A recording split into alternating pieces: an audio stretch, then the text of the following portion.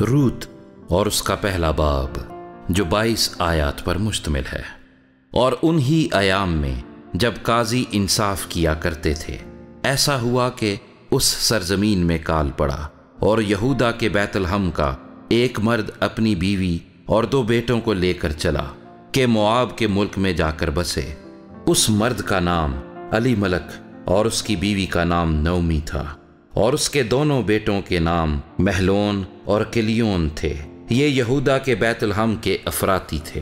سو وہ موآب کے ملک میں آ کر رہنے لگے، اور نعومی کا شوہر علی ملک مر گیا، پس وہ اور اس کے دونوں بیٹے باقی رہ گئے۔ ان دونوں نے ایک موآبی عورت بیاہ لی، ان میں سے ایک کا نام عرفہ اور دوسری کا روت تھا، اور وہ 10 برس کے قریب وہاں رہے، اور مہلون اور کلیون دونوں مر گئے۔ سو وہ عورت اپنے دونوں بیٹوں اور خاوند سے چھوٹ گئی۔ تب وہ اپنی دونوں بہوؤں کو لے کر اٹھی کہ موآب کے ملک سے لوٹ جائے، اس لیے کہ اس نے موآب کے ملک میں یہ حال سنا کہ خداوند نے اپنے لوگوں کو روٹی دی، اور یوں ان کی خبر لی۔ سو وہ اس جگہ سے جہاں وہ تھی دونوں بہوؤں کو ساتھ لے کر چل نکلی، اور وہ سب یہودا کی سرزمین کو لوٹنے کے لیے راستے پر ہو لیں۔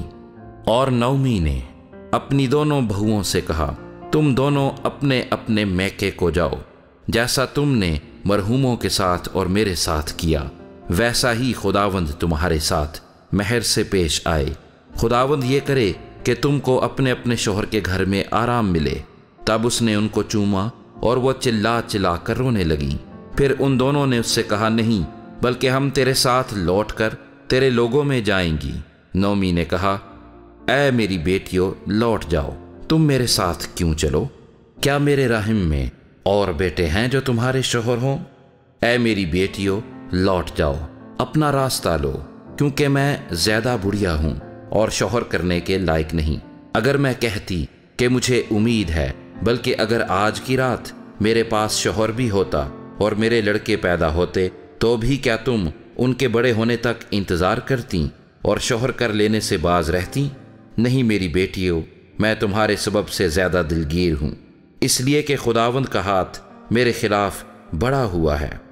تب وہ پھر چلا چلا کر روئیں، اور عرفہ نے اپنی ساس کو چوما، پر روت اس سے لپٹی رہی۔ تب اس نے کہا، دیکھ، تیری جٹھانی اپنے کنبے اور اپنے دیوتا کے پاس لوٹ گئی، تو بھی اپنی جٹھانی کے پیچھے چلی جا۔ روت نے کہا، تو منت نہ کر کہ میں تجھے چھوڑوں اور تیرے پیچھے سے لوٹ جاؤں، کیونکہ جہاں تو جائے گی میں جاؤں گی، اور جہاں تو رہے گی میں رہوں گی۔ تیرے لوگ میرے لوگ اور تیرا خدا میرا خدا ہوگا۔ جہاں تو مرے گی میں مروں گی، اور وہیں دفن بھی ہوں گی۔ خداوند مجھ سے ایسا ہی بلکہ اس سے بھی زیادہ کرے، اگر موت کے سوا کوئی اور چیز مجھ کو تجھ سے جدا کر دے۔ جب اس نے دیکھا کہ اس نے اس کے ساتھ چلنے کی ٹھان لی ہے، تو اس سے اور کچھ نہ کہا۔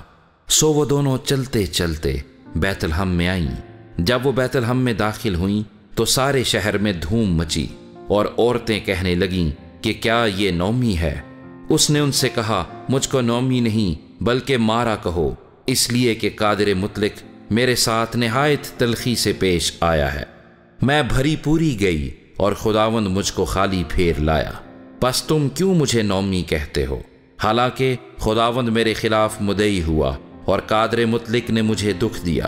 غرض نعومی لوٹی، اور اس کے ساتھ اس کی بہو موآبی روت تھی، جو موآب کے ملک سے یہاں آئی، اور وہ دونوں جو کاٹنے کے موسم میں بیت لحم میں داخل ہوئیں۔